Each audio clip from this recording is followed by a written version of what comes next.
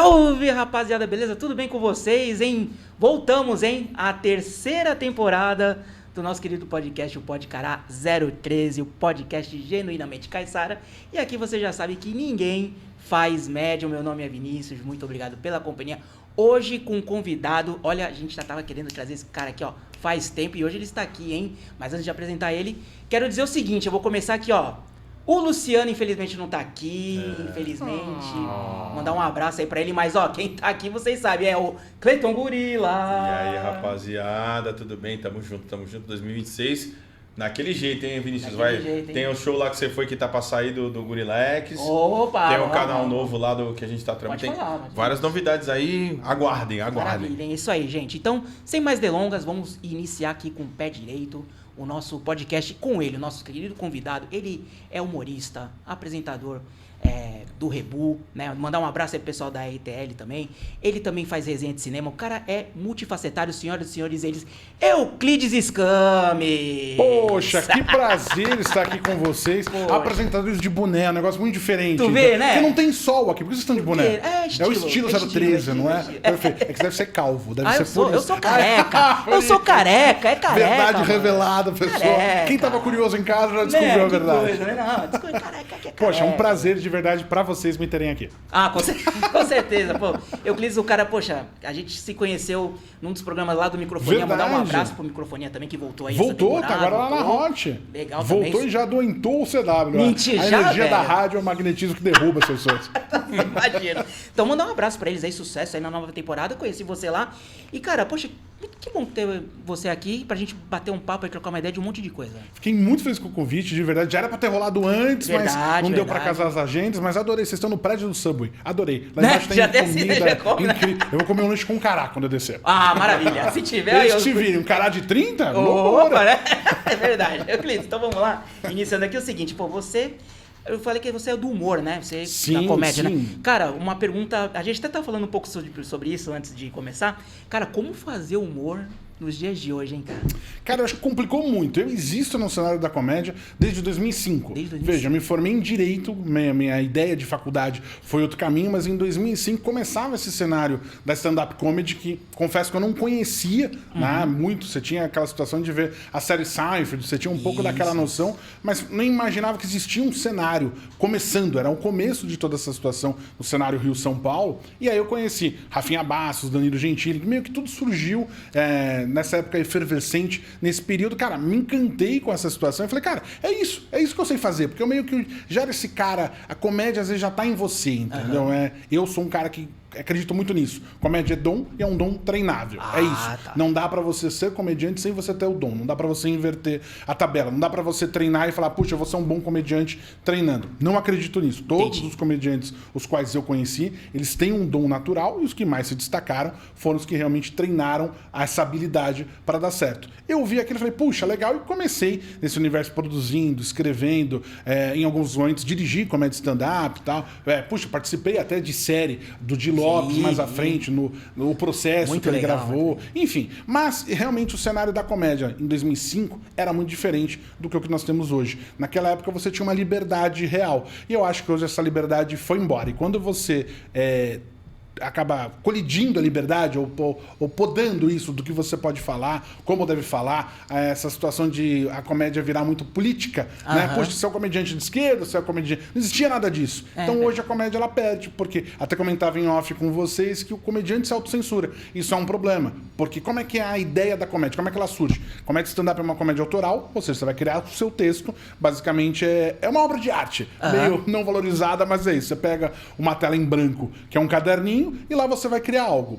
Isso para qualquer comediante, esse é o caminho. Você pega e você vai testar isso no seu público. Poxa, já teve várias piadas que eu achei que ficaram incríveis do papel e não renderam no público. Mas você leva para testar. E não importa como é que ela vai funcionar. Você vai testar. Só que hoje o comediante ele tá se autocensurando. Eu mesmo faço isso. Como eu tenho um programa diário lá na rádio RTL, eu tenho que fazer a redação e várias vezes eu falo, puxa, não, mas isso pode dar problema.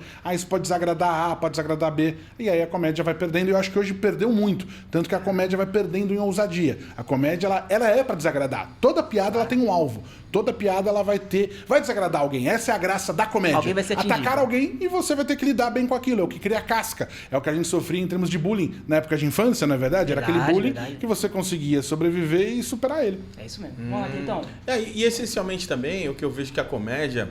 De repente você vem lá dos bufões, lá dos castelos, das épocas medievais. Sim. É o cara que tem uma licença poética para falar de assuntos mais escamosos, né? Que geralmente você não tem essa liberdade e de repente o cara suscita até um debate, né? Total. Se você for ver, a comédia faz pensar, cara. O humor é um negócio que faz pensar e eu sempre gosto de fazer esse comentário em qualquer local que eu vou. Veja como a comédia foi tirada da TV. Você não tem mais na TV aberta com comédia. Se você retroagir alguns anos, vamos pegar lá, bem básico. Época de ouro da comédia. CQC, Pânico, Cacete e Planeta, Sai de Baixo, Os Normais, Grande Família, Zorra Total. Cara, era impressionante as linhas de humor que você tinha na TV aberta, tá? Ou seja, isso era o horário nobre que você parava lá e pra você entender o humor, pra você aceitar a piada, você tem que ter um pouco de inteligência, entendeu? O humor, ele precisa que você compreenda um pouco os assuntos e abra um pouco a sua mente pra entender a comédia. E tiraram isso, porque o pensamento crítico obriga uma nação a pensar. E hoje, mais do que nunca, não interessa que as pessoas pensem. Você tem que ir como uma manada, realmente. Isso é verdade mesmo. Poxa, na TV aberta, que, claro, entrou a internet e tal, mas a TV aberta, eu acredito que ela ainda é muito forte. Muito, não tem como dizer que não. A Globo, por exemplo, que é uma emissora detestável, não tem como dizer que ela não entra em 98% das casas brasileiras. Não tem como. Então, e falando da própria Globo mesmo, tu vê, hoje em dia, eu não consigo pensar em um humorístico hoje na Globo. Não tem mais nenhum. Né? Nenhum. E era referência, né? Total. Pô, eu sou de 83, poxa, eu sou da época do Chico Anísio, da Escolinha, do Agildo Ribeiro. Trapalhões, isso mesmo. Pô, se você for olhar pra trás, vocês forem olhar pra trás, vocês vão ver que isso moldou muito a personalidade de vocês. Total. O humor, vocês se permitiam a rir de certas coisas. Isso eu digo até o vídeo cacetada do Faustão, entendeu? Era algo que te fazia rir de uma queda, que absurdo, sabe? Não, mas te propiciava uma situação diferente. Hoje em dia tá todo muito mimimi, muito regrado, numa situação muito quadrada. Quanto mais quadrado você fica, menos você aceita o contraditório, menos você abre a sua mente. Caramba. E isso é uma realidade. Tanto que a TV acaba que vai ter alguma coisa de humor e aí piora pra minha situação. Muito sem graça. Se você for pegar o Multishow, que é essa parte de comédia da Globo, terrível. Você pega, desde que Paulo Gustavo nos deixou, o programa lá Vai que Cola. É terrível. É um humor classe C, muito uma situação para atender, para não ter graça, de fato. E isso você vai fazendo que ninguém pense. Isso, se você for ver, o único programa que ainda persiste na TV aberta é a Praça Nossa. Era isso que eu ia falar. Mas também com muitos problemas. Né? Nossa, assim, o Carlos Alberto tem que tirar leite de pedra, né? Sim, se reinventar com novos comediantes, manter os antigos e acertar o tom do que pode ser dito, porque senão a patrulha do cancelamento vem forte. Exatamente. Porque teve aquela tentativa lá do programa na Globo mesmo, né? Do Maurício Meirelles. Nossa, que é um cara que fracassou. Que é um cara que eu gosto muito, Ele cara. É muito bom. Muito bom. Não, o time é bom, o time. Eu consumo muito aquele achismos. E eu acho que é muito interessante porque ali é comédia, mas você pega 4 pessoas de continentes diferentes. Sim. E aí eu aprendo muito sobre a Europa, sobre a África, num programa de comédia. Exatamente.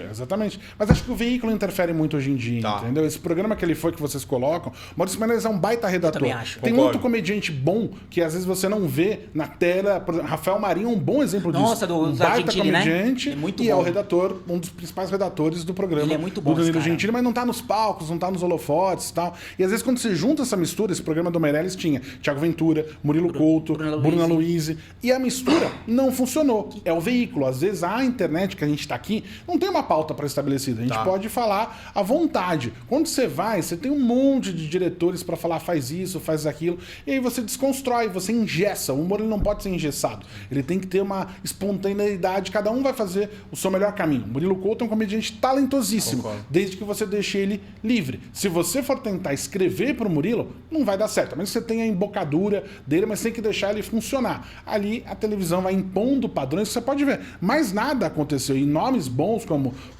tirando o Danilo Gentili, que realmente faz um ótimo programa e conseguiu encaixar um bom time, todo mundo que tentou ter um talk show falhou. Marcelo Adnet, Fábio Porchat, todo mundo que tentou suceder o Jô fracassou. O Rafinha Bastos, ele herdou, agora é tarde pronto praticamente. Né? E não funcionou.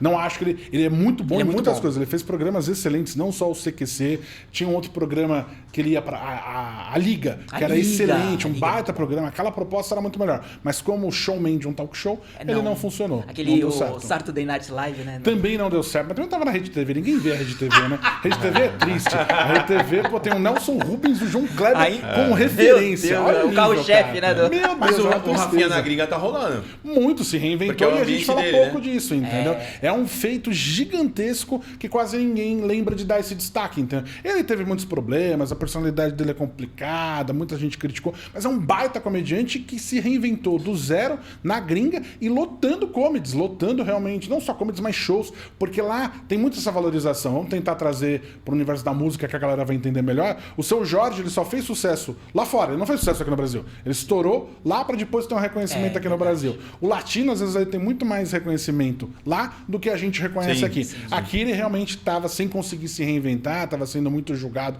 por tudo que aconteceu no passado dele. E lá, cara, ele encaixou essa embocadura. Eles adoram esse tipo de observação do latino para a realidade deles. Então ele não está falando com o americano, ele está falando com todos os latinos que estão morando lá, mexicanos e tudo mais. Ele consegue fazer show no Canadá, ele consegue viajar com o solo dele e ele se... Não é que ele adaptou o texto dele que ele tinha no Brasil para Gringa, não, ele escreveu todo o material novo. Então isso é muito impressionante, tem que reconhecer o trabalho dele. É um cara que desbravou. E outros já tentaram. Hoje em dia você ainda vai tendo... O próprio Maurício Meirelles está tentando cavocar um espaço para lá, o Fábio Rabin, mas é difícil, entendeu? É difícil, né? Difícil acontecer. Numa outra língua, você conseguir transpor essa graça, não é fácil. É porque tem todo o idioma e quando você vai para outro país, acho que é outras culturas, e o time, né? Você conseguir... Né? A comédia stand-up nasceu lá, então você conseguir ter o respeito dessa galera, conseguir se apresentar com esses nomes geniais, pô, com o Chris Rock, ele fechou com o Chris Rock. É um negócio impressionante, entendeu? Então você tá num meio que é o sonho de todo comediante, entendeu? Porque lá a comédia não é o dinheiro, os nomes que lá estão fazendo, sucesso até hoje, não estão pela grana, porque eles amam a comédia, então você vai num negócio que é diferente daqui. Aqui hoje ainda é mais business, é mais dinheiro, às vezes se confunde muito com o universo da fama. Lá não, é dom e o cara faz isso a vida inteira, morre fazendo comédia. E você consegue fazer um paralelo disso? Eu sei que você gosta de rock, você falou aqui no começo. Sim, sim. Você consegue fazer um paralelo disso com rock and roll também? Que é, por exemplo, o movimento... Vamos pegar o último grande movimento que a gente teve, mundial, que foi o grunge. Perfeito. Começou em lugares pequenos, né? Sim. Eu, como já tive banda também, você começa ali com uma cena pequena, muitas pessoas começam a consumir aquele produto e aquilo explode. Você acha que o Brasil sofre com esse problema também, que é mais ou menos parecido com o do humor? A comédia stand-up, apesar de ela já ter aí seus 20 e tantos anos, ainda é muito pequena para a gente conseguir ter essa proporção de tempo. Eu acho que tende a durar mais, né? Porque o humor ele vai ter menos vaidade que o universo de uma banda. Uma banda ela depende de mais elementos e quase todas as bandas sucumbem pela questão da vaidade, entendeu? O humor também tem muita vaidade entre os comediantes, muita disputa nesse sentido, que às vezes atrapalha a realização. Mas eu vejo mais comediantes com uma certa idade ainda conseguindo encaixar o seu... O Cláudio Torres Gonzaga, que é um nome da comédia stand-up, tá até hoje na ativa, lá pro Rio de Janeiro, por exemplo, entendeu? O Porchat já não é mais tão garoto, tá em alta. O Porta dos Fundos, que é um projeto muito antigo, segue em alta e continua achando que ele vai seguir longevo. O Antônio Tabet, que é o Kibi Louco, tá aí fazendo solo de novo. Né? Então, você vai vendo pessoas... O Porchat voltou a fazer palco no ano passado.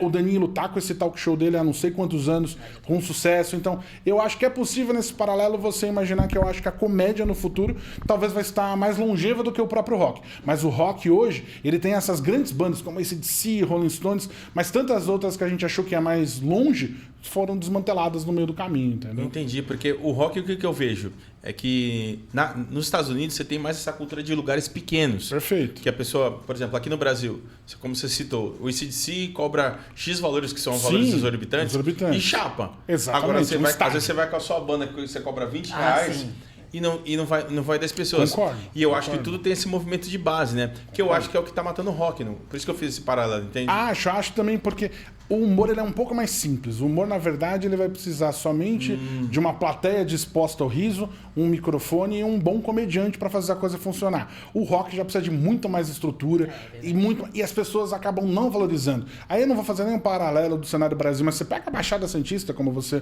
bem colocou, cara, a galera não quer pagar para ver o amigo, entendeu? Ela quer tudo de graça. E aí a coisa não acontece. Daí é muito difícil se você tentar viver de uma arte que o teu próprio meio não tá valorizando ele, entendeu? Então, pô, às vezes você vai cobrar um valor de R$10 que seja, na expectativa de você ter 100 pessoas, que não é um número impossível. Mas daí o cara fala, pô, até vou, mas não consegue quebrar essa, aí a coisa não funciona e aí desanima. Quantas bandas não se formam e se desmancham nessa situação por essa dificuldade, porque tem um custo. O rock ele vai precisar de um monte de aparelhagem, sim, a casa precisa ganhar, o ar-condicionado precisa ser pago e tal. A comédia ela é um pouco mais econômica nesse sentido, então tem mais sorte de êxito, mas passa por um momento de dificuldade extrema por essa situação de autocensura, sem dúvida alguma, dos comediantes, e uma ausência de talento também muito grande, porque eu acho que como expandiu a comédia, tem muita gente achando que é fácil fazer a comédia, entendeu? Eu sou engraçado como o grupo da faculdade, então tem lá uma galera de 10 pessoas que eu consigo entreter. Pô, se eu tô fazendo isso, eu vou conseguir fazer isso no palco. E não tem absolutamente nada a ver. E aí você tem muito comediante ruim e que aí tem esse caminho de politizar o humor, que eu acho que foi a grande chave pro desastre que a gente não tá conseguindo. Se você for ver a última geração bem sucedida, é do Thiago Ventura, é do Afonso Padilha, a gente não... Isso já tem muito tempo, isso a gente já tá em 2012, quando surge esses nomes. A gente tá em 2026 e não tem esses nomes surgindo. Hoje você tem muitos nichos, você tem o cara que faz comédia pra gato, você tem o Diogo Almeida que faz pra professor, são muitos nichos, o outro que faz comédia pra peão de fábrica e tal. E aí, quando você tem muito nicho, a comédia ela tem que ser uma coisa mais plural. A gente perdeu essa pluralidade porque não tá conseguindo fabricar. Quando você vai pra uma Carol Delgado, um nome feminino, mas tá totalmente politizada pra esquerda, entendeu? O outro que eu sempre esqueço o nome, Thiago Santinelli. Nossa, péssimo comediante que só se envolve em polêmica, pra fazer se envolveu numa recente aí. Total. Então, isso vai dificultando essa expansão, que também, nesse paralelo que você faz do rock, é a mesma coisa. O rock também se perdeu um pouco por isso, entendeu? De repente, o Capitão Inicial, adoro, mas o Dinho, qual é a posição política dele? O Ira, qual que é a posição? E esses caras começam a se perder num foco que não é o caminho e também não reeditamos o rock nacional. Tem um monte de nome legal, mas talvez a gente tire o Rick Bonadio do cenário, você não tem mais um produtor que consegue lançar esses caras, o cenário mudou de você não ter o Domingão do Faustão, o programa do Gugu para você poder colocar essa galera, e não vai surgindo esses nomes, vai morrendo o nosso rock nacional com essas bandas, Ultra Gira, não surge coisa nova. Apesar de ter um monte de nome bom, Pedra Letícia, excelente, depois você tinha as bandas do Sul, Bideu Balde, o Cachorro Grande, que também implodiu por essa situação, Super Combo, um monte de coisa que vai saindo, surge e vai embora. A gente não consegue ter uma renovação. Hoje, na comédia, assim, você vê... Quem que hoje em dia chama a tua atenção? E outra coisa, você presta atenção, você tipo assim, deixa eu dar uma olhada em quem tá, ou...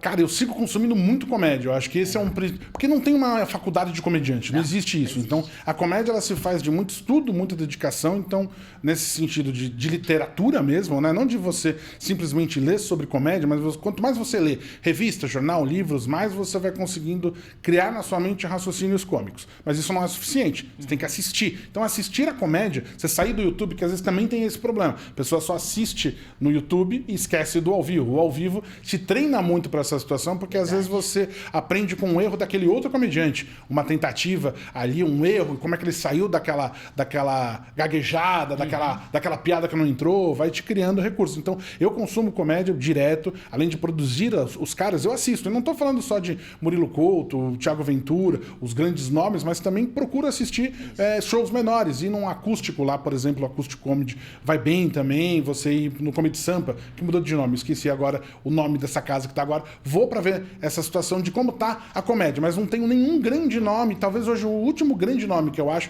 que é um nome feminino, é a Luana Zuccoloto, que tá indo muito bem. Tá crescendo bastante, entendeu? Verdade. Gosto bastante. Vou assistir, inclusive, ela agora, esse novo solo dela em São Paulo, no Teatro Bradesco. Então eu sigo. Consumir comédia é fundamental. E comédia não só de comédia stand-up, eu vou também para teatro assistir Companhia de Humor dos Melhores do Mundo, Joseph Klimber, tal, para ver os Barbichas. Então você vai vendo toda essa situação para ver não só como tá humor.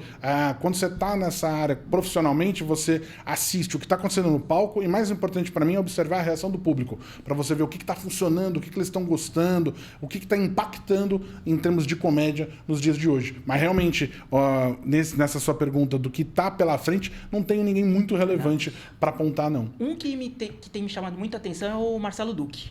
Duque, bom comediante. Muito bom. E ele assim, a gente tava falando, né, levemente sobre política. Ele fala de política que ele não quer nem saber. Exatamente. Ele é corajoso. O texto dele eu acho bom. E ele acha corajoso. Bom. Que vai ter o rótulo de ser o comediante da direita. Mas assim, ele fala geral. Geral, mas eu acho que ele encontrou uma boa embocadura nele aí e tá funcionando. Mas ainda há essa dificuldade. É difícil. Viver da comédia é complicado porque ele ainda não tem uma força para lotar esses solos dele, entendeu? Você começa a conseguir ter um desempenho de ficar realmente dono do próprio nariz quando você consegue, poxa, vou fazer um show em Praia Grande. Poxa, lotou. Ou pelo menos você faz uma sessão cheia. Não digo só num teatro, mas de você conseguir lotar uma casa que tenha 200 pessoas. Daí você se torna comercialmente viável. O Duque ainda não tá nesse caminho, mas tá tentando percorrer, entendeu? Mas eu acho ele talentoso, habilidoso e encontrou uma persona de palco que é muito importante. Isso, também acho. Não, e o incrível é que a comédia, às vezes, ela tem um olhar sociológico.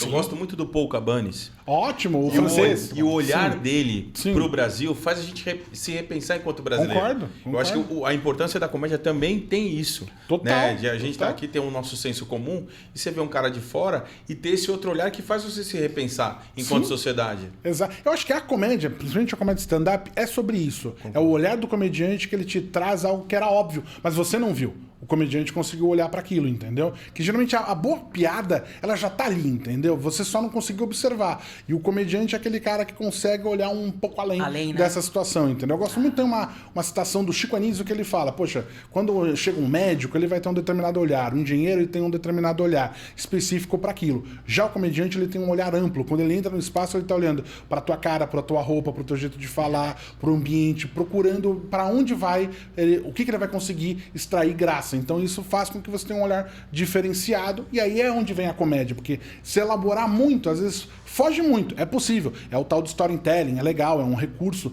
muito utilizado na comédia, mas o que geralmente vai te fazer rir é algo que vai trazer do teu universo, algo que tava lá, você só não tinha visto. Sim. Legal. Ô Clips, a gente falando bastante de comédia, mas claro, você também, eu reparo que você gosta muito de fazer resenha de cinema, de filme, cara. Sempre gostei, gosta cara. de filme, que pode falar assim, cara, da tua paixão pelo cinema? Quando eu era assim, mais garoto, eu devia ter, sei lá, meus 13 anos, eu já escrevia pra Folhinha, em termos de cinema. Tinha lá no ABC de Santo André, ABC Paulista, um lugar incrível, né, cara? Incrível, né? Nossa, Geise Arruda, Lula, olha quanto lixo eu vejo.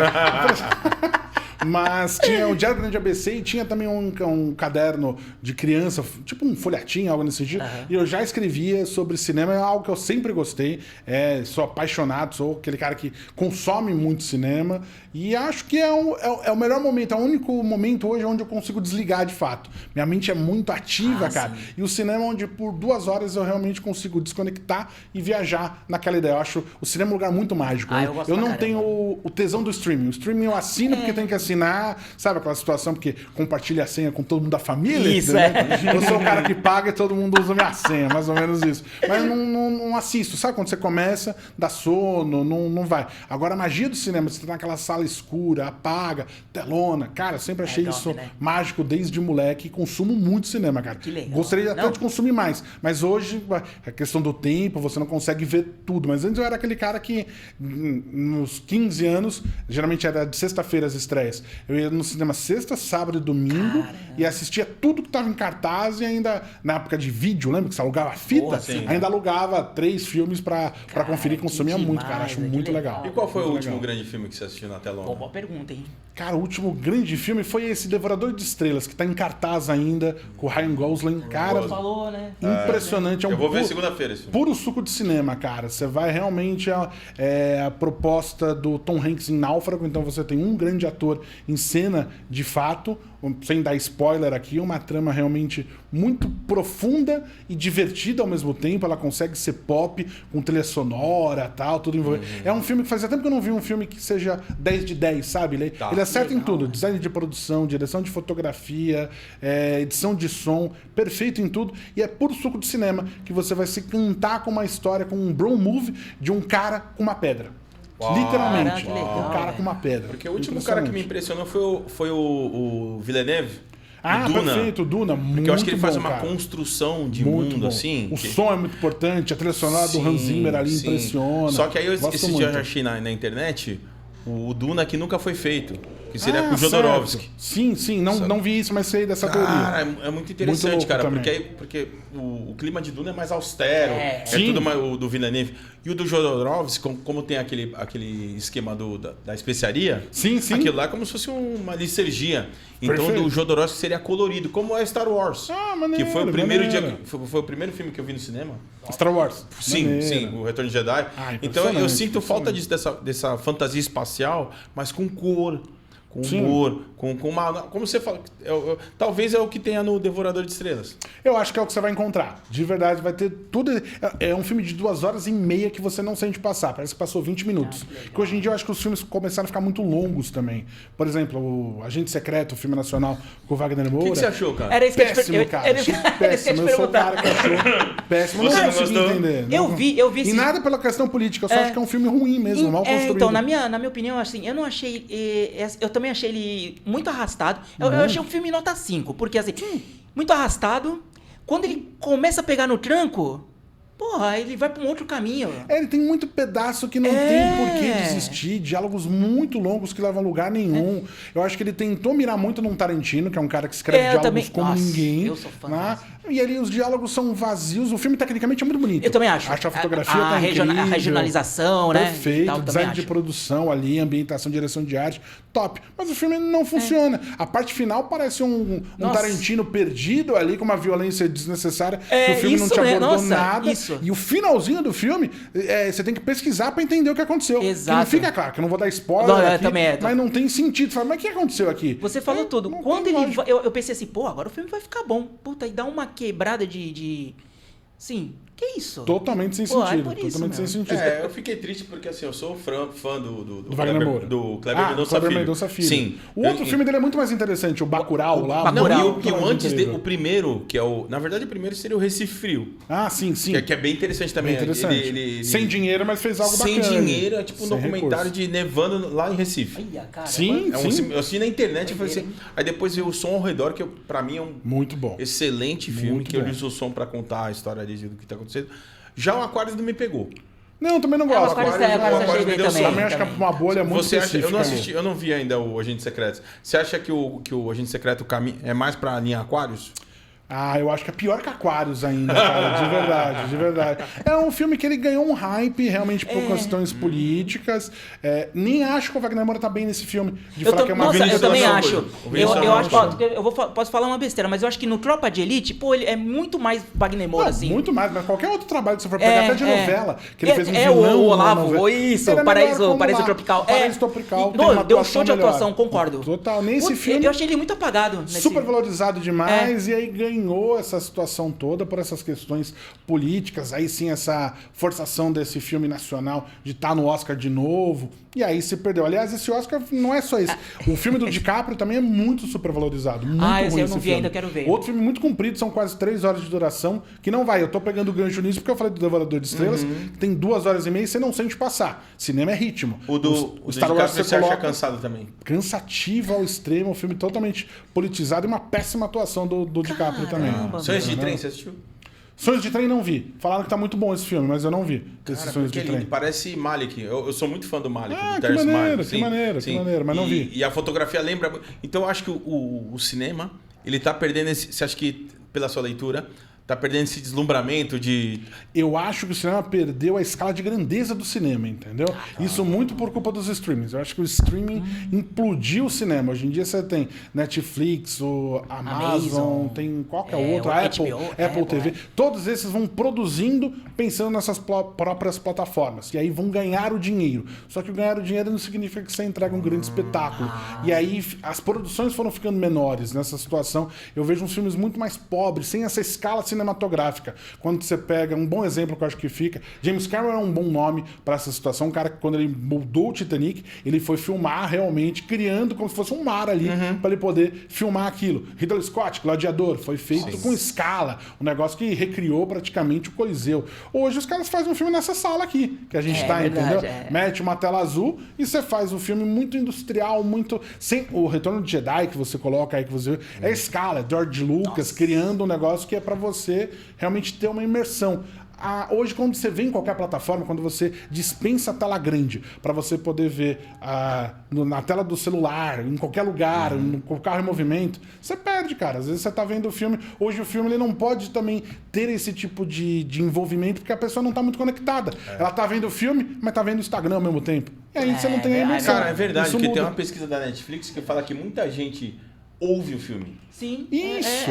Liga isso lá aí. no filme e vai fazer outra coisa. Isso aí. O Japinha mesmo falou, né? Falou Ele assim, falou, sai bastante filme na Netflix, nenhum vira clássico. Lembra que ele É falou? verdade, verdade. Isso. Tem toda a E você razão. pode transpor pra música também. Você citou aí o Também, Japinha. é A verdade. música hoje ela tem que durar os 15 segundos de uns stories, entendeu? É isso Então, aí, isso. isso vai mudando. Quando você tem essa mudança do produto final, quando o produto final te obriga a ser diferente, toda a criação é impactada nessa situação. Então você faz um roteiro mais burro, você faz uma direção mais pobre. Pra que você vai caprichar muito numa baita direção de fotografia se o cara vai estar assistindo no celular, numa tela ruim, diminuta? Então você não precisa. O IMAX é uma proporção fantástica. Você vê os filmes do Nolan, desde Batman até o Oppenheimer, é um filme espetáculo. O Oppenheimer é um filme difícil de ser digerido, por exemplo. É um filme lento, ele não é um filme de ação, mas ele foi filmado em IMAX, onde o som é a grande proporção e o clímax dele são meia hora do envolvimento. Quem foi a culpa, como é que aconteceu, é o julgamento em preto e branco. Então isso é puro cinema. Eu, Clis, só continuando rapidinho no cinema, que nem tem o Oscar, né? Sim. Você é aquele cara que, tipo assim, o fulano ganhou, pô, não concordo, ou ganhou, pô, tu é um cara que dá uns...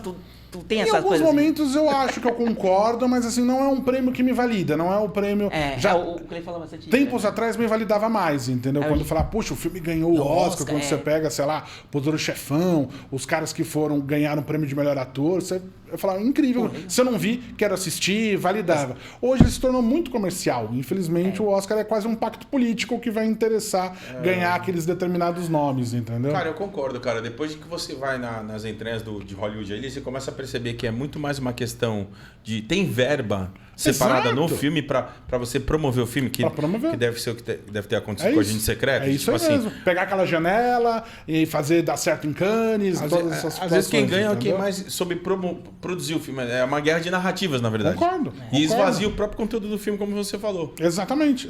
Talvez hoje o Oscar me interessa mais pelos indicados, pelas indicações, do que pelo resultado final. Por exemplo, nesse Oscar, o filme Pecadores ter tido 16 indicações foi muito interessante. Você vê que a academia reconheceu um filme totalmente fora da casinha, uma produção muito incrível, que homenageia o blues, um filme de horror, mas que faz pensar, com Michael B. Jordan numa atuação absurda, validando esse novo diretor, que é incrível. O trabalho que ele já tinha feito em Creed. Né? Isso, que já tinha feito em Creed e tal. Você fala, poxa, legal. Não é o resultado final, porque, veja, não ganhou direção, teria que ter ganho. Muito mais impactante do que o trabalho do filme do Leonardo DiCaprio, que você vê. É tão esquecível que eu não lembro o nome do filme. Uma batalha depois da ruim. E você tem o Sean Penn, que é um baita ator, numa excelente atuação, num filme totalmente desconectado, que ele nem foi pro prêmio. Né? Não foi. Fala que foi pela questão da guerra, mas acho que ele não foi de vergonha. Eu falei, eu não vou ganhar prêmio desse filme aqui. Mas aí tem o lance da carteirada do Paul Thomas Anderson também, que é um gênio, mas nesse filme talvez não tava muito bem. É um gênio, mas também acho um diretor super valorizado. Não acho um cara incrível. Os filmes dele eu acho muito cansativos. De Magnolia. Ele tem um outro filme que ele fez, que é com um baita ator, que é Daniel Day-Lewis, que ele fez, que é um filme... Sangue Negro. Um outro. Sangue Negro. Depois de Sangue Negro. Sangue Negro eu ainda gosto. Blá, blá, blá. Que é o cara costura. É de costura. Tá. Chatíssimo esse filme, entendeu? Mas ninguém fala que é chato porque esse diretor é um cara intocável, entendeu? Isso me incomoda um pouco no cinema. Você tem certos nomes que às vezes é um trabalho ruim. E você deveria poder falar que é ruim, mas não pode falar, entendeu? Quais são os seus diretores favoritos, assim? Cara, tem muitos, cara. James Cameron, pra mim, é um monstro. Né? Eu acho que é um cara que ele reinventou o cinema várias vezes e o que ele faz é uma engenharia de cinema que ninguém tem. O Avatar, pra mim, é um filme que Você pode não gostar do Avatar, mas você tem que reconhecer o trabalho que ele faz ali, que é impressionante, que quando você vê, inclusive, os making-offs, é uma mente que só ele tá conseguindo visualizar aquele produto final, entendeu? Ele cria novas tecnologias, é impressionante. Mas eu gosto muito do Ridley Scott, acho que é um cara que em proporção de escala, os épicos... Gladiador, pra mim, é meu filme favorito. Gladiador, se eu tivesse que escolher um filme, é este que eu acho que é uma jornada de herói, é um negócio... A atuação do Russell Crowe nunca teve nada parecido. O próprio Joaquin Phoenix também, né? Incrível, é um vilão perfeito, que você odeia, entende, sente aquele final, um clímax impressionante. Spielberg, eu acho também um monstro de situações que ele fez, mas o Spielberg é um que eu acho um diretor incrível, mas pra mim ele só funcionou até hoje por conta do compositor, John Williams. Se você tira esse compositor, os filmes dele perdem muito de impacto. De Tubarão a Jurassic Park. É impressionante a música como é um fator fundamental. ET, você tira a música... Já era. Tira o próprio impacto. Jurassic Park mesmo. Exato, são coisas que ficam na mente. Então, eu gosto muito de Guy Ritchie, que é um diretor que eu acho muito incrível. Jogos Trapaços, Dois Cantos Fumegantes. É que depois ele casou com a Madonna, ele ficou meio perdido assim, entendeu? Depois se separou, ficou meio perdido aí. Mas é um cara... Snatch, Porcos e Diamantes, que é um filme que ele fez com o Brad Pitt. É um cigano. Então é um cara que corre riscos que eu acho muito interessante. Mas tem muitos nomes muito bons. Eu gosto muito, assim, diretores, eu gosto muito aquele que quando você tem um estilo. Tu bate o olho no filme, pô, esse filme é um fulano. Tarantino, Christopher Nolan, que você vai vendo a assinatura do cara. Pô, o que fez o Superman, lá o Batman Superman, esqueci. Ai, meu Deus, fugiu na menina agora. James Gunn? Não. James Zack Gunn. Snyder. Zack Snyder. Pô, então, isso. Ele é muito, ele é contraditório. A câmera lenta, a plástica do filme. Pô, eu acho da hora. O próprio... Você falou agora? O James Gunn do filme novo. Não, o James Gunn... Mas o que você achou desse Super-Homem novo, cara? Cara, achei chato. Eu também. Mano. Achei chato, não cara. parece não conseguimos acertar ainda o Superman. Não parece um trailer gigante? Porque o Homem de Aço, que é do Zack Snyder, pra mim, Deus que me perdoe os antigos do Superman. Sim. Mas eu acho um filme incrível, cara. Também acho. Ele é bom, Ele me pegou assim, e ele mostra a Krypton de um jeito... E aquele ator é o Superman. Ele já tem o Superman. Aquele cara é perfeito, ele é bonito, encorpado, tem embocador. Ele voa, esse cara voa mesmo na minha frente, é real. Não precisa fazer nada. Já esse outro Superman não encaixou, cara. Eu acho que não foi... eu também acho que não encaixou, Não é o caminho, eu não sei a dificuldade de acertar o tom. E o roteiro é estranho, né? O roteiro é estranho. Parece um clipe, um clipe de filme. Porque tem mó batalha, ele tá ali numa DR com a mulher dele, assim, cara, o Superman não faria isso. Nunca. Ele é um sempre filme ele ia se desconectado. abstrair dos problemas particulares dele pra salvar o mundo. É verdade. Sim. Essa é a essência do Superman. E eu não entendo como o Superman não funciona, porque Smallville foi uma série perfeita. Muito boa, né? E funcionou bem o roteiro, até o aquele desenvolvimento. Lois e Clark, lembra do Lois e Clark? Era legal pra caramba. Era legal Agora, também. como filme, eles ainda não consertaram certa mão. né? Eu também acho que é muito interesse, muita gente opinando, você não consegue chegar num recorte final decente. Falando disso, tu acha que os filmes de herói já saturou, eu acho que já saturou tem um tempo, cara. Pode ser que volte, tem muita expectativa agora, nesse né, agora, Doomsday, né? Que volta com os irmãos russos na direção, isso é muito bacana, mas assim, eu acho que saturou demais, muito que foi lançado, uma sequência, e aí ficou isso que eu falei, a tela azul, tudo gravado num espaço como esse daqui, e ficou tudo igual, você não tinha identidade. Antes você tinha. O Christopher Nolan fez um Batman impressionante, entendeu? A trilogia foi perfeita, incrível. Você teve realmente Vingadores, Capitão América, coisa já aconteceu.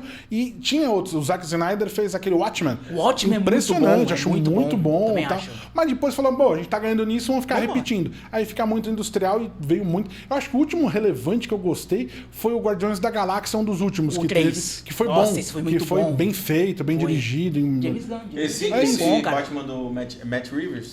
Não me agradou, cara. Eu gostei do Robert. Eu gostei. Pattinson ali. Eu acho que o que atrapalha muito os filmes de super-herói, no caso, é como você tem aquela faixa de criança, você quer abarcar o maior número de pessoas possível. E fazer classificação 12 anos. Exatamente. Então, assim, e às vezes o herói pede, por exemplo, o Batman já é um cara mais soturno. Sim. Então ele pede um clima mais denso, né? Então, pra você colocar esse no ambiente pipoca é muito complicado. É verdade. Concordo. E aí, pra mim, tem a dificuldade de eu não entender esse caminho. Eu preferia muito mais ter um quarto Batman com o Nolan do que resetar de novo e começar com uma outra identidade. Tá?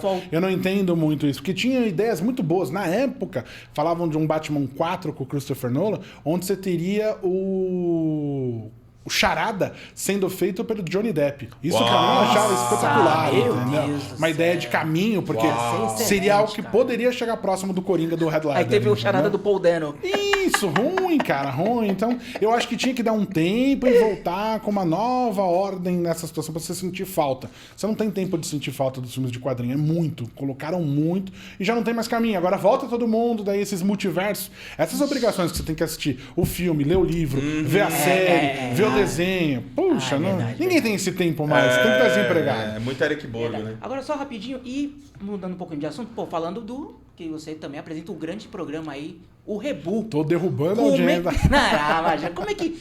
Pô, essa nova retomada do Rebu, nova modo de dizer, né? Sim, Voltou, sim, mas voltou sim. com tudo forte. Como é que foi essa Cara, aproximação? o Rebu é um programa que foi criado pelo dono da rádio mesmo, pelo garoto Chaqueca, o Cláudio Mussi. Na verdade, eu entrei de modo muito acidental nesse programa. Eu apresentei ele de 2012 a 2014. 2 anos e meio quase. Metade de 2014 eu apresentei ele. Na verdade, por conta do Humor de Cinema, que era meu projeto de comédia stand-up no Rocks, que ficou de 2012 a 2019, 2011, na verdade. Iniciei em 2011, foi até 2019. Eu ia na rádio em 2011, 2012 para divulgar, né? E participava. Tinha um programa que chamava Break Time, feito pelo Flávio Henrique, que era um programa da 1 às 2. Era 102 a frequência, chamava a Rádio Rock naquela época, a estação. Eu fiz esse programa, participação para divulgar o Humor de Cinema e render bloco, que se chama, né? Lá a gente participava com o Flávio Henrique. Ele falou, pô, por que você não vem no Rebu? Né? Aí eu fui no Rebu participar também para falar do show, do evento, de quem era o elenco da semana e tal. E aí conheci, obviamente, o dono da rádio e tal. E eu sempre gostei de rádio. Rádio é um veículo que eu acho fabuloso, sempre gostei como ouvinte mesmo, sabe? Dessa situação, desde Sobrinhos do Ataíde, com Paulo Bonfá, Marco Bianchi, era um negócio que eu adorava, e eu tinha na minha cabeça uma ideia de programa que se chama Balbúrdia, e apresentei esse projeto para ele, que era um projeto meu com outro comediante chamado Edson Júnior, talentosíssimo comediante, tá em Santo André, mas é um comediante da Baixada Santista, um cara talentosíssimo, e a gente conseguiu estrear esse Balbúrdia. A gente durou inacreditáveis 2 semanas lá. O programa tava muito em alta, mas o Cláudio, se ele depois ouvir aqui, ele é um doido que eu amo, mas ele é um cara que ele ama e odeia as coisas. Tira, põe. E aí aconteceu que o Balbúrdia de 15, depois de 2 semanas, que era um programa muito inovador em termos de referência. A gente fez o Polipobre, a gente fez o Dr. Jack Bauer, que é tipo o Jairo Bauer, mas nessa outra versão. O Edson é um comediante que imita, então a gente tinha o Datena cantando Sandy Júnior, uns negócios fabulosos que a gente fez. Um programa que a gente se orgulha muito, mas acabou, só que quando acaba não foi o fim, né? Porque ele tira o Balbúrdia do ar e fala, pô, você não quer apresentar o Rebu? Porque o Rebu é um programa inventado por ele, de fato, que consiste em quê? Notícias, mas com um tom cômico, né? Só que ele não tinha ninguém cômico, de fato, apresentando o programa até então. Era um programa que teve diversos apresentadores nessa formatação, mas ninguém comediante. Então ele falou, puxa, acho que vai dar certo. E naquela época o programa ele tinha 2 horas de duração, ele ia das 5 às 7. E eu me interessei, eu falei, por que não? Vamos tentar. Comecei, fiquei de 2012 a 2014 nessa situação, depois do programa também acaba, porque ele é assim, o Cláudio é tipo um Silvio Santos, entendeu? Tira, põe, recoloca, daqui a pouco vai estar volta. Chaves lá, né? E aí o que aconteceu? Já não cabia mais eu voltar pra rádio. O programa acabou em 2014, mas já em 2015 ele queria que eu voltasse, entendeu? Pô, volta pro Rebu, vamos fazer de novo, já deu tudo certo, a gente faz... Só que não tinha como, porque eu tava numa outra proposta, e rádio é uma situação que te ocupa muito em termos de tempo, porque não dá pra você ter um programa semanal. Veja, que a gente tá gravando o podcast de vocês, que ele pode ter uma temporada onde vocês vão ter durante, sei lá, 3 meses, 10 programas, ok. Mas a rádio tem que ser diária, não tem como você ter um programa, a não ser que seja muito um especial, que a gente comentava, tipo do Pepinho. O Pepinho Macia, ele faz um programa especial sobre o universo metal, que é de domingo, 2 horas, ok. Mas a proposta de você fazer um programa cômico, que envolve notícias, ele tem que ser diário, tem que ser cotidiano. Verdade. E eu tava tava no ir e vir muito grande, não tem como, não dá pra você se comprometer com o horário. Falou, pô, mas tem que voltar.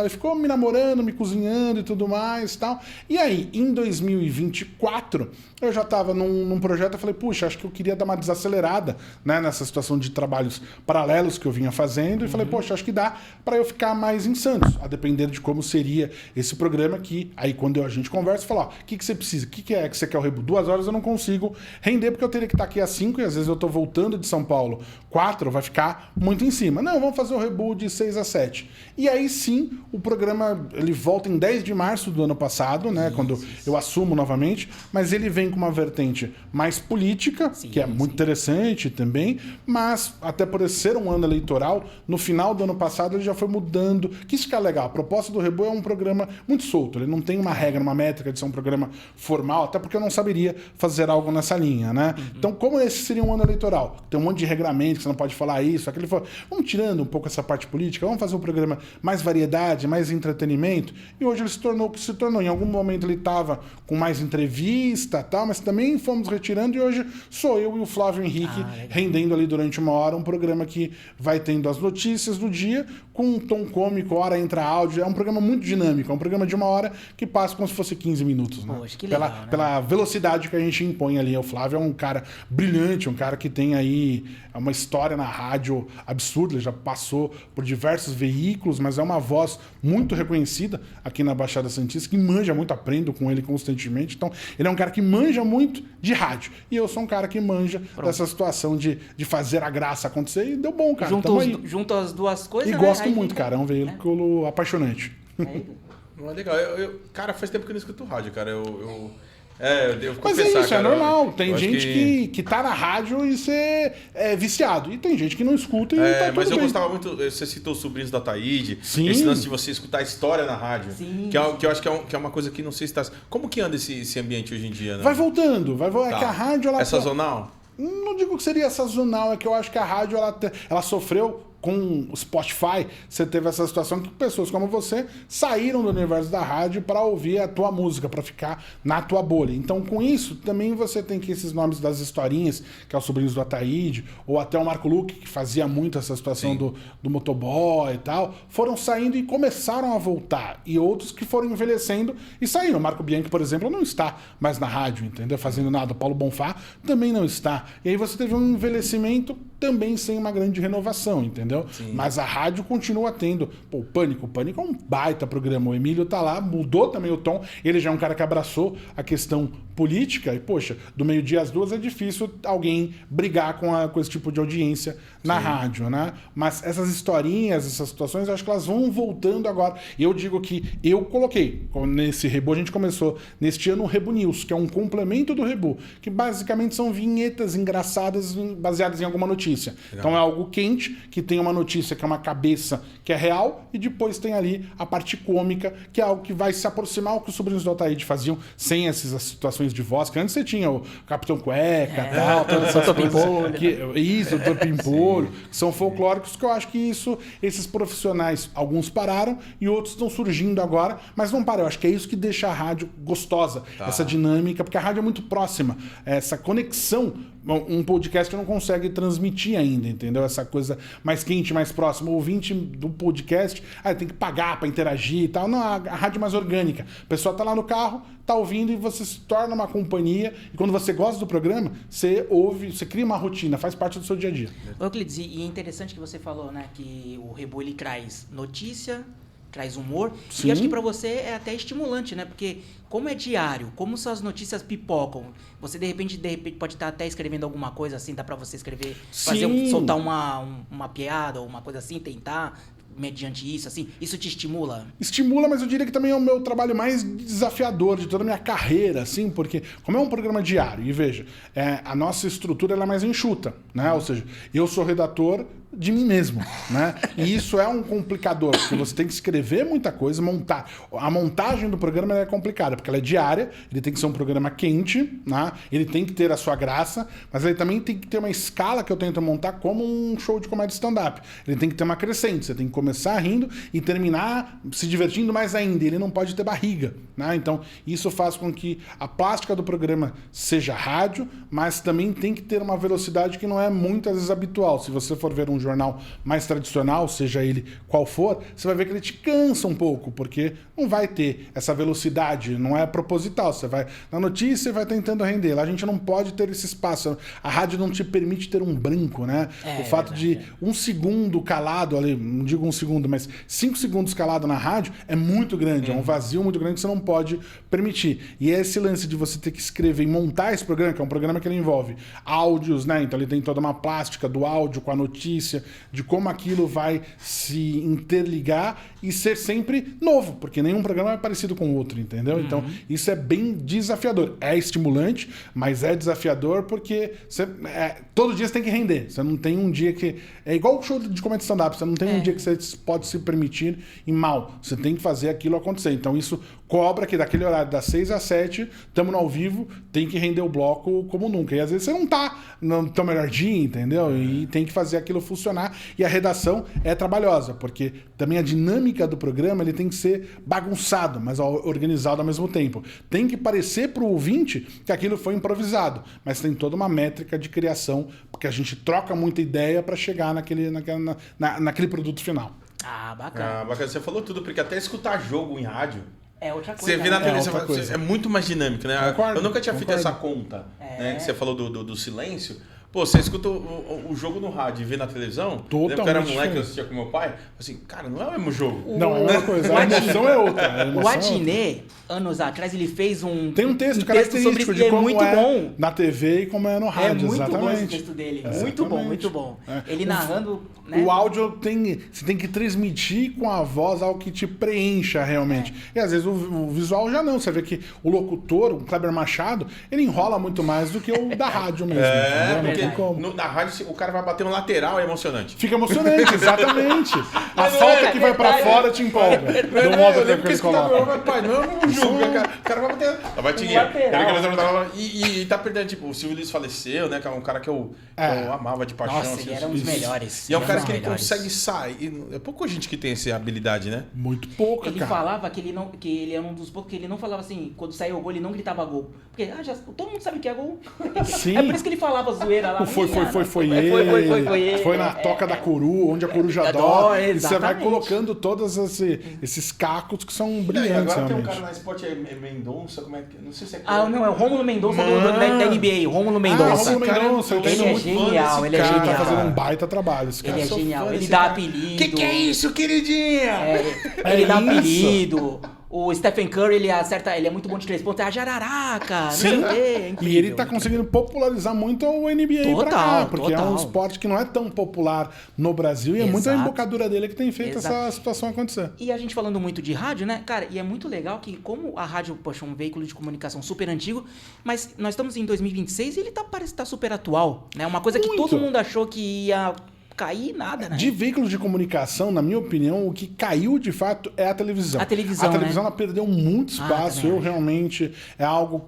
Eu não me recordo, porque antes a TV te obrigava. Em algum momento você assistia o Jornal Nacional. Né? Ou algum outro jornal. Em algum momento alguma novela se tornava muito viral. Isso já não acontece mais. Entendeu? Então, a TV ela perdeu um espaço onde a rádio ela consegue se conectar a toda essa novidade. Então, hoje a rádio ela consegue ter uma transmissão ao vivo no YouTube bem produzida, entendeu? Ela consegue estar no TikTok, ela consegue estar no Instagram, ela consegue fazer parte de tudo isso com a grande diferença que eu acho da rádio para um comunicador qualquer, um digital influencer, é que a rádio ela transmite uma autoridade. Se você está na rádio, te presume muito que você passou por um crivo, né, para você estar lá, para você ter um programa, para você estar naquele microfone que te valida muito. Então você já vem com uma autoridade, que é algo que é muito importante. E nesse sentido a rádio, um programa de rádio, é muito parecido com a comédia stand-up. É só um cara com as suas ideias e um microfone. Exato. É só o que ele tem de elementos. No caso da TV, você acha que a política teve muita influência nisso?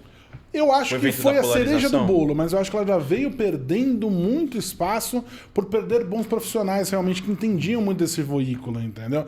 Apostou muito só em reality show, entendeu? Tirou o humor, então quando você tira o humor, você já tirou uma ferramenta importante, tirou toda a parte também infantil. Veja, a gente tinha produções incríveis, desde TV Globinho, lembra da TV Colosso? TV Colosso era Priscila, demais, tal. incrível. No SBT tinha o Disney Crush, que era muito interessante também em termos de plástica. Foi perdendo tudo isso.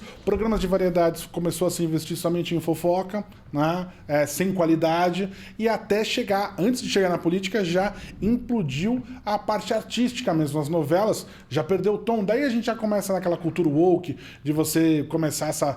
antes da polarização política, a polarização social, de você querer fazer que o cara da favela, que tem que ser o herói, não sei o que lá, e o cara que é o normal, tranquilo, já é o tonto. Sabe, você já começou a tentar mudar muitos valores, perdeu um pouco a pauta pauta social, e daí você vai criando um desinteresse. E aí sim, do outro lado, essa ascensão das redes sociais, do YouTube, que é aí que você começa a assistir o quê? Aquele programa que você gosta. Que a TV ela é plural. Ela vai ter um negócio que você não gosta, mas você está assistindo porque você está lá. De repente você sai para assistir e ver, só consumir aquilo que te interessa 100%. Isso também é complicado. Quando você só vê algo que te agrada, o teu contraditório se perde. Você não está mais aberto a uma opinião contrária à sua. Você só quer ver o teu algoritmo, aquilo que você gosta, aquilo que você consome.